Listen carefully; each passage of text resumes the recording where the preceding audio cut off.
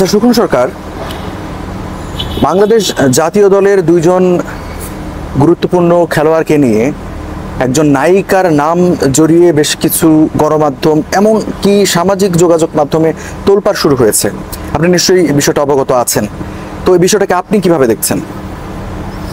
বিষয়টা হচ্ছে যে সংবাদ করতে হলে তার আসলে উপযুক্ত তথ্য প্রমাণ থাকতে হয়। আমরা যে সংবাদটা দেখেছি একটা অনলাইন পোর্টালে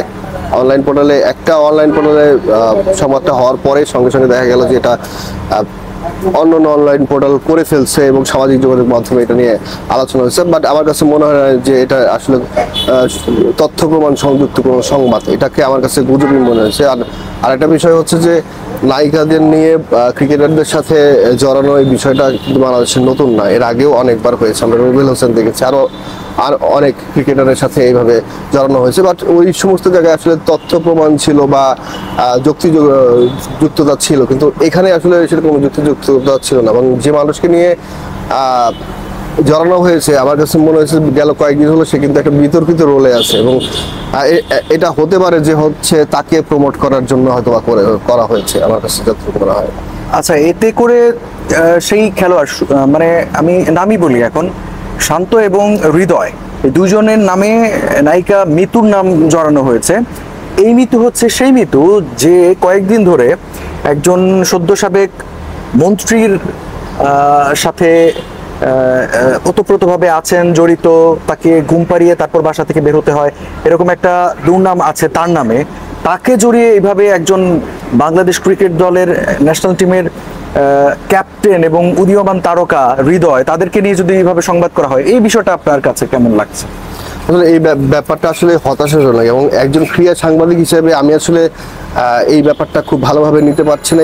এবং ক্রীড়া সাংবাদিক হিসেবে আমি দুঃখ প্রকাশ করছি যে এরকম সংবাদ যারা করেছে তাদের আসলে সংবাদ করার আগে ভেবে চিন্তে তথ্য প্রমাণ নিয়ে করা উচিত। এবং আমি বলছিলাম এটাই যে গেল কয়েকদিন হলো কিন্তু এই নায়িকাকে নিয়ে কিন্তু সামাজিক যোগাযোগ মাধ্যম, তারপরে গণমাধ্যম, সব জায়গায় কিন্তু আলোচনা হচ্ছে যে তিনি বাংলাদেশের একটা প্রভাবশালী মন্ত্রীকে ঘুম পাড়িয়ে দিতে হতো তার।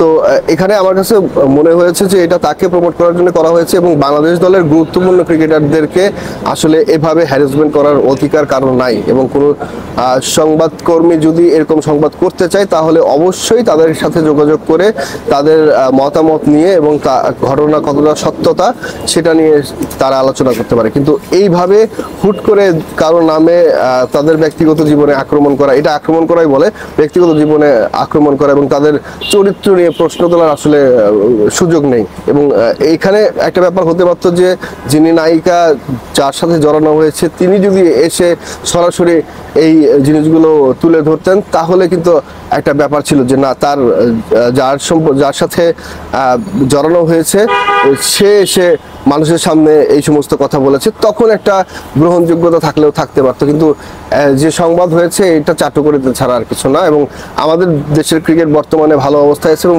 বাংলাদেশের ক্যাপ্টেন হিসেবে কিন্তু শান্ত যথেষ্ট ভালো করছে। এবং এই মুহূর্তে শান্তর এগেনস্টে এরকম একটা ভুল তথ্য তুলে ধরা বা তার উপরে একটা প্রেশার ক্রিয়েট করা আমাদের জন্য আসলে কারোরই কাম্য না, এবং বাংলাদেশের জন্য ভালো না। এবং রাইজিং স্টার জানেন হৃদয়, সেও কিন্তু খুব ভালো করছে টি-20-তে, সব ফরম্যাটে মোটামুটি সে ভালো করার চেষ্টা করে, এবং তার যে মেধা, সেই মেধা বিকাশের জন্য কিন্তু এটা একটা বাধা হয়ে দাঁড়িয়েছে।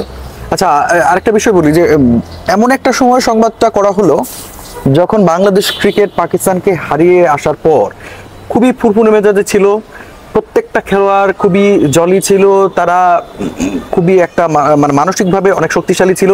কয়েকদিন পরেই 19 তারিখে ভারতের সাথে খেলা আছে, ভারতের মাটিতে গিয়ে এই যে ফুরফুরে মেজাজটা, এই ধরনের সংবাদ কি এই মানসিকতা নষ্ট করে দেয় কিনা, কি মনে করেন? সেটাই বললাম যে মানসিকতা নষ্ট তো অবশ্যই করে দেয়, কারণ শান্ত ক্যাপ্টেন হিসেবে দেখেন আপনি, ও ক্যাপ্টেন্সি পাওয়ার পর থেকে কিন্তু বাংলাদেশের ক্যাপ্টেনদের ইতিহাস যদি আপনি ঘাটেন দেখবেন যে ও পারফরমেন্স সেরকম ভালো না করতে পারলেও ক্যাপ্টেন হিসেবে কিন্তু ভালো করছে এবং দল কিন্তু জয়ের মধ্যে আছে। টি-20 বলেন, ওয়ানডে বলেন, টেস্ট বলেন, এবং পাকিস্তানের বিপক্ষে তো দুর্দান্ত টেস্ট খেলেছে বাংলাদেশ। সো দলের উপরে একটা বিশাল প্রভাব পড়তে পারে এটা, কারণ ক্যাপ্টেন, আপনার মাথাকেই কিন্তু আক্রমণ করা হয়েছে এবং ক্যাপ্টেন যখন আপনার ডিস্টার্ব থাকবে তখন কিন্তু পুরো দলটাই ডিস্টার্ব থাকার কথা। আপনি ক্যাপ্টেনের কথা বলছিলেন, আমি হৃদয়ের কথাও আলাদা করে বলতে চাই।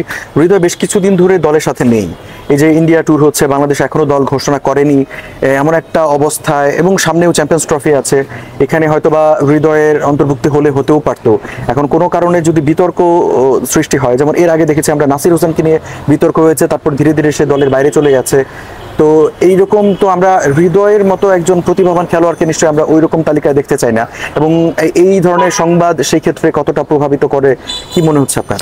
এই ধরনের সংবাদ আসলে প্রভাবিত করে, এটা স্বাভাবিক ব্যাপার। একটা প্লেয়ারের মানসিকতা নষ্ট করে দেয়, সেই সাথে মাঠের পারফরমেন্স করার ক্ষেত্রেও তার কিন্তু বড় একটা বাধা চলে আসে, এবং একজন প্লেয়ার যখন মানসিকভাবে খারাপ থাকে তখন কিন্তু মাঠে সে ভালো পারফরমেন্স করতে পারে না। তবে এখানে বিসিবির একটা বড় রোল প্লে করতে হবে, এবং আমার কাছে মনে হয় যে বিসিবি ভেবে চিন্তে ইনকোয়ারি করে তারপরে সত্যতা যাচাই করে ডিসিশন নেবে। যদি হৃদয়কে তারা আশা করি যে অযথায় তারা হৃদয়কে সাইড করে দিবে না, দল থেকে বের করে দিবে না, হৃদয়ের ক্ষেত্রে তারা সবকিছু বিবেচনা করবে, আশা করি। আমার ধারণা এটাই আর কি। আচ্ছা, আর এই ধরনের সংবাদ একজন ক্রীড়া সাংবাদিক হিসেবে আপনি কি মনে করেন? আপনার পক্ষ থেকে স্ট্যান্ড কি, মানে আপনার ব্যক্তিগতভাবে কি মতামত এই ধরনের সংবাদের প্রতি? না, আমি আমার এই ক্যারিয়ারে এখন পর্যন্ত আমি এরকম সংবাদ করিনি, এবং আমি কাউকে প্রভাবিতও করিনি যে এরকম সংবাদ করা উচিত। ব্যক্তিগত জীবন নিয়ে আসলে আমাদের কাজ না, আমাদের কাজ কিন্তু মাঠের খেলা নিয়ে কাজ। যে কোনো প্লেয়ারের, সেটা ক্রিকেট হোক, ফুটবল হোক, হকি হোক, আমাদের কাজটা হচ্ছে মাঠের ভিতরে কি হচ্ছে এবং ওই কেন্দ্রিক কাজগুলো কি হচ্ছে সেই কাজগুলো করার। এবং ব্যক্তিগত জীবনে আপনি কখন করতে পারেন? যখন ধরেন যে আপনার কাছে পর্যাপ্ত তথ্য প্রমাণ আছে এবং আপনি তার ব্যক্তিগত জীবন সম্পর্কে সব তথ্য জোগাড় করে ফেলেছেন, এবং আপনি সব তথ্য সামনে নিয়ে তাকে ধরতে পারছেন, অথবা তার দোষী সাব্যস্ত করা যাচ্ছে। আপনি দোষী সাব্যস্ত করার বা আমি দোষী সাব্যস্ত করার কেউ না, তারপরও আমরা নিউজ করতে হলে অবশ্যই তথ্য প্রমাণ সহ করতে হবে। আর যদিও ব্যক্তিগত জীবন নিয়ে আসলে আমার কাছে মনে হয় না যে কোনো ক্রীড়া সাংবাদিকদের কোনো প্লেয়ারের ব্যক্তিগত জীবন নিয়ে মাথা ঘামানো উচিত। মোটা দাগে যদি বলি, আপনি বিষয়টাকে কি মানে ধিক্কার জানাচ্ছেন অথবা সমর্থন দিচ্ছেন, অথবা কি, মানে এক কথায় যদি বলতে বলি? না, এই বিষয়টাকে সমর্থন জানানোর আসলে কিছু নয়। আমার কাছে মনে হয় যে মূলধারায় আমরা যারা কাজ করি বেশিরভাগ ক্রীড়া সাংবাদিকই এই সংবাদের বিরোধিতা করবে, এবং এই সংবাদ, এরকম সংবাদ যেন আর না ছাপানো হয়, না প্রকাশ করা হয়, সেই অনুরোধটাই করা হবে।